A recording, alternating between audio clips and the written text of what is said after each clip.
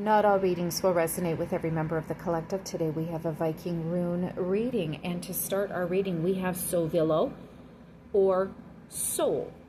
Looks like a little lightning bolt or a letter S. It is closely associated with the grandiose power of the sun. We have Ansus, all about communication, on its side, and Fehu in reverse.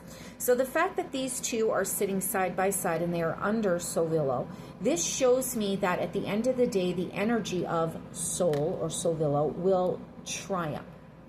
In addition to that, we have the halls. And in the halls, we have Freya's realm, where she has a similar thing called the halls, and Odin's realm in Asgard, where he has an area called the halls. And this is a place where those who have deceased, honorable people, brave people, courageous people, people who have sacrificed for their community, go to train in the afterlife to prepare for Ragnarok, the end of the realms, the last battle in the Viking saga. So in order to be in this realm, you would have had to have sacrificed yourself for the greater good, for your community. You would have to have shown bravery in battle or died an honorable death. And women could be taken to Freya's halls as well. And this is where they would train. So if this reading is about you, you're somebody who may even work in your community. You're somebody who may make sacrifices for those that you love. But there is no shadow of a doubt that you are brave. And it's interesting that this would fall in this reading alongside Sovillo or Soul. So somebody here in the collective has extremely good character. But they're, just by nature of being who they are, they have exposed some shady elements in their life. So when you get Ansus in reverse, and I'm going to look at it like it's in reverse because it's on its side, you get misunderstandings, vanity, deception, negative thought patterns, delusion, feelings of being cut off. You see, Sovillo here is all about dispelling darkness, willpower, momentum, guidance, clarity.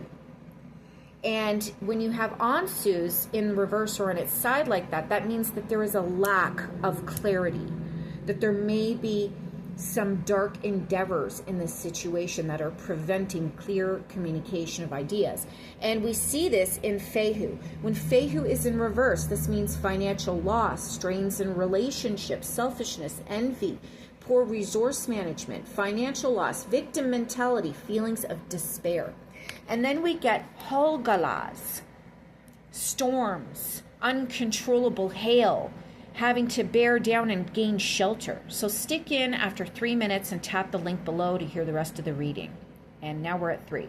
So what this shows me is that we have a very good person in the mix here, very brave, willing to confront any situation.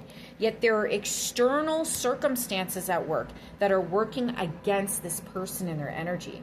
And if anything, it could very well be that what they have shone a light on, what they have brought to the table, has inadvertently exposed somebody in the collective that doesn't have the best communication style, is struggling with their own issues, and as a result, they might not be able to come to the table with this person and exhibit the same honorable qualities. And as a result, there is going to be some kind of stalemate here, where one person feels as if they must protect themselves from the energy of the other person. And when you have Hagalas, that definitely needs protection.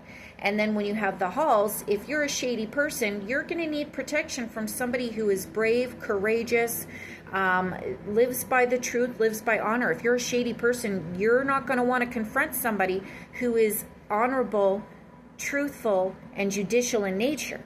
So both parties might feel the need to protect themselves if this has to do with two parties. You have justice being blocked here. See, you have Tiwaz, and then you have Isa. Isa is about ice and freezing things over and blockage. And then Tiwaz is about seeking judicial settlement and resolution of situations and sacrificing for the greater good, as the god Tyr, associated with Tiwaz, sacrificed his hand in order to chain the great scary wolf fenrir, to a rock, as an attempt to stall or hold off the impending end of realms scenario encompassed in Ragnarok. So Tiwaz has to do with justice, sacrifice for one's community, and Isa has something to do with blocking, ice, putting things on hold, and Algiz on this card has to do with protection. So somebody in the collective who is very honorable in character is confronting a very hostile situation. And the instruction is not to be overbearing here, but to block the negativity. Block the negativity here. And we have Fridgir. This is a place where warriors go, a place of peace. Warriors from opposing sides, people who are enemies, etc., they go there, they drop their swords. There is no bloodshed permitted in this place. So this appeared beside the Two of Swords. So you are being told to, in your issues, any combative issues or hostile issues that you might encounter, you are being told to block it, not to engage, to bear down and weather the storm, and to sacrifice and help those in your community that require it during this time. Now, furthermore, lastly, this reading might actually be about somebody who is in a position of being a peacekeeper, somebody who is brave, courageous, who spreads light, who spreads a good message, who spreads good words, who spreads clarity, who spreads life-giving information, who spreads guidance and dispels darkness. And they are encountering a situation where they are receiving resistance, they don't have funding, they don't have resources.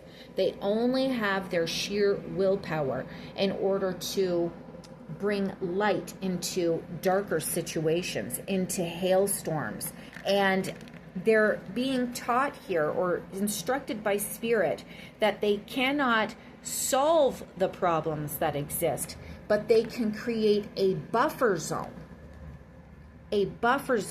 between people, between opposing hostile forces, and bring a stalemate to chaos, to arguments, to, and look, I just picked up the Ten of Swords. They can bring a stall to aggression. They can bring a stall to dysfunctional communication. They may not be able to solve the financial problems of the people involved. They may not be able to solve attitudes of scarcity. They may not be able to stop envy and jealousy from occurring around them.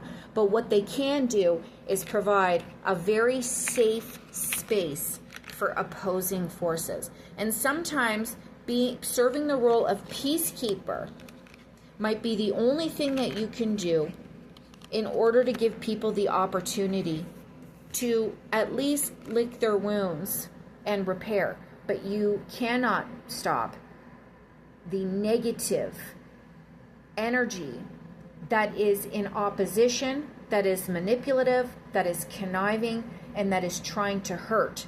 All one can do is provide a stop to hostilities. They can't change the way people think here. They can only be a stop to hostilities. And I know that this isn't the most, informative reading. I'm not telling you that, we're coming in and we're going to make tons of money and you're going to find the love of your life. But sometimes we have to understand that there's a lot more going on in life than just, am I going to find the love of my life? And this person is proving to be a mediator in a very hostile situation.